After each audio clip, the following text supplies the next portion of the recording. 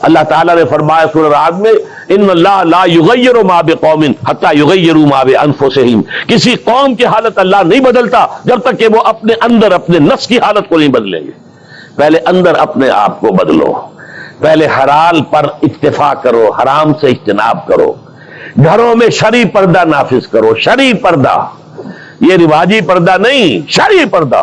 پوچھئے علماء سے کس کس سے پردہ ہے، کس کس کے سامنے عورت آ سکتی ہے بغیر حجاب کے، کون ہے محرم، پوچھئے۔ اور چیزیں بھی پوچھتے یہ بھی پوچھئے نا ان سے، پھر اس پر عمل کیجئے۔ اگر آپ اپنے گھر کے اندر پردہ نافذ نہیں کرتے اور شکوہ کرتے جی بڑی عریانی دنیا میں پھیل رہی ہے، تو آپ کو شکوہ کرنے کا حق نہیں۔ عریانی ہے، بے حجابی ہے، بے پردگی ہے، فحاشی ہے، پھیل رہی ہے، کیوں؟ ہم نے خود اپنے گھروں سے پردہ نکال دیا۔ جس کے بعد 2 پیسے آ گئے، سب سے پہلا کام یہ کیا کہ برقع اتار دیا۔ معلوم ہوا کہ یہ تو غربت کی علامت تھی، یہ تو گویا کہ دقیانوسیت کی علامت تھی۔ تو ہمیں یہ سوچنا چاہیے، ہماری معاشرت، اب کسی نے قانون تو ہمارے اوپر نافذ نہیں کیا ہے کہ عورتیں پردہ نہ کریں، اللہ کا شکر ہے آج تک پاکستان میں تو ایسا نہیں ہوا ہے۔ مسلمان ملک ایک ترکی بھی ہے، وہاں عورت اپنا سر بھی نہیں ڈھانپ سکتی۔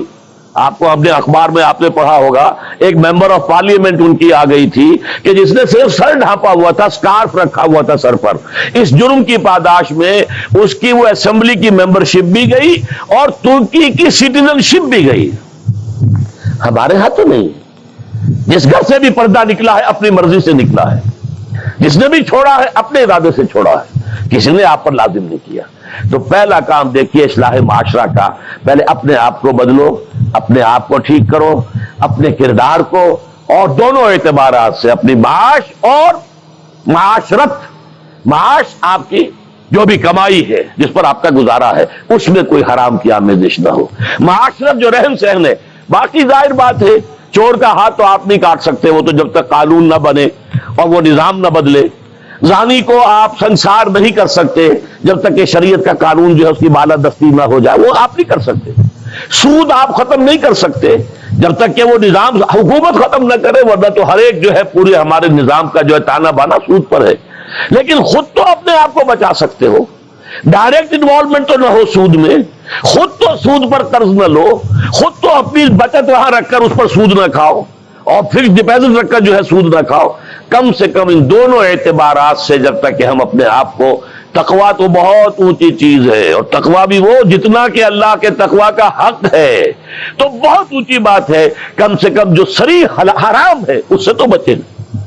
تو پہلی منزل یہ، بلکہ میرے اب آج کی ترتیب میں دوسری منزل ہوئی۔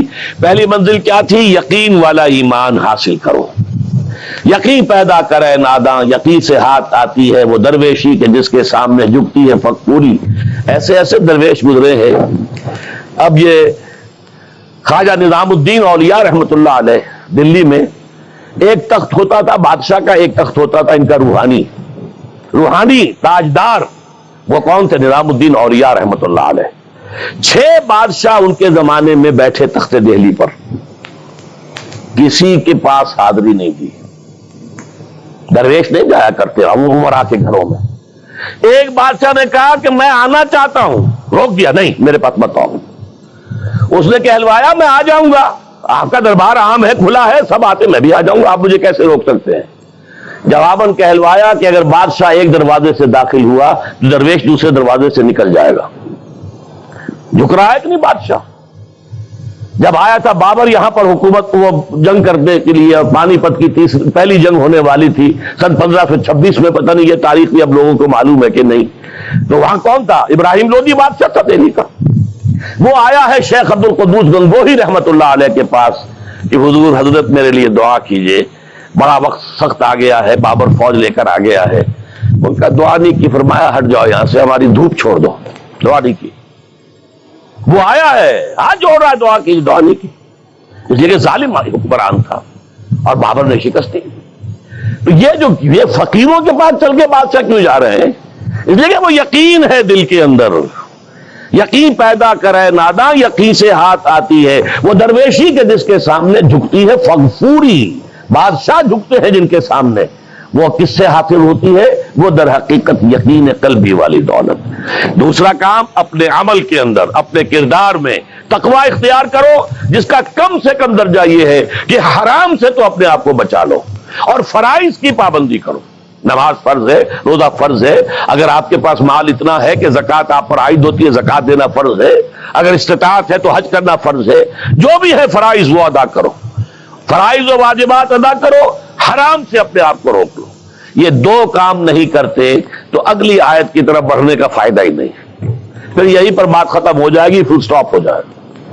لیکن اگر یہ مرحلہ طے کر لیا، خوش نصیب، اس نے اپنی معاش اور اپنی معاشرت کو درست کر دیا شریعت کے مطابق۔ اب اگلا قدم کیا ہوگا؟ وَاعْتَصِمُوا بِحَبْلِ اللَّهِ جَمِيعًا وَلَا تَفَرَّقُوا۔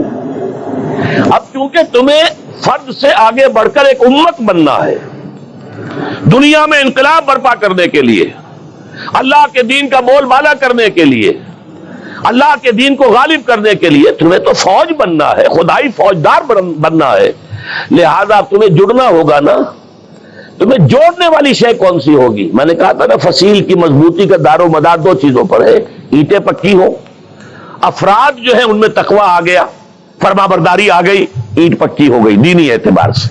اب ان کو جوڑنے والی شے کیا ہے؟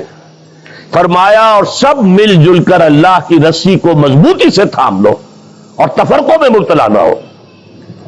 وَاعْتَصِمُوا بِحَبْلِ اللَّهِ، حبل اللہ، اللہ کی رسی، مل جل کر جمیعاً، وَاعْتَصِمُوا بِحَبْلِ اللَّهِ جَمِيعًا وَلَا تَفَرَّقُوا، تفرقے میں مبتلا نہ ہو۔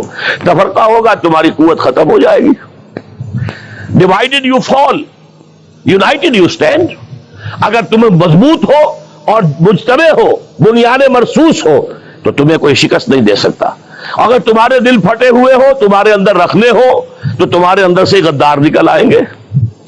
جیسے کہ آپ کو معلوم ہے کہ انگریز جو آیا ہے ہندوستان میں، بنگال میں غداری ہوئی، میر جعفر نے غداری کی، اس لیے بنگال میں پلاسی کی جنگ میں فتح ہوئی لارڈ کلائیو کو۔ دکن میں ہمارا آخری تیر جسے کہا اقبال نے، ترکشے مارا خدنگے آخری، ٹیپو سلطان آخری چٹان تھی ہندوستان کے اندر، اور وہ بھی ایک غدار کی وجہ سے۔ جعفر از بنگال و صادق از دکن، ننگے آدم ننگے دی ننگے وطن، تھے کون؟ مسلمان تھے۔ لیکن یہ کہ اگر آپس میں تفرقہ ہے، آپ کے تفرقے کو دشمن استعمال کرے گا، آپ کو آپس میں ٹکرائے گا، ایک کے مقابلے میں دوسرے کی مدد کرے گا، کبھی دوسرے کے مقابلے میں آپ کی مدد کرے گا، تاکہ آپس میں ٹکرا کر ختم ہو جاؤ۔ لہذا اتحاد، اب کیونکہ یہاں پہ اتحاد لکھا ہوا ہے تو اسی حوالے سے سمجھیے کہ وَاعْتَصِمُوا بِحَبْلِ اللَّهِ، جو اتفاق کیسے آئے گا؟ اللہ کی رسی کو مضبوطی سے تھامو۔ اللہ تعالیٰ نے فرمایا سورہ رعد میں، ان اللہ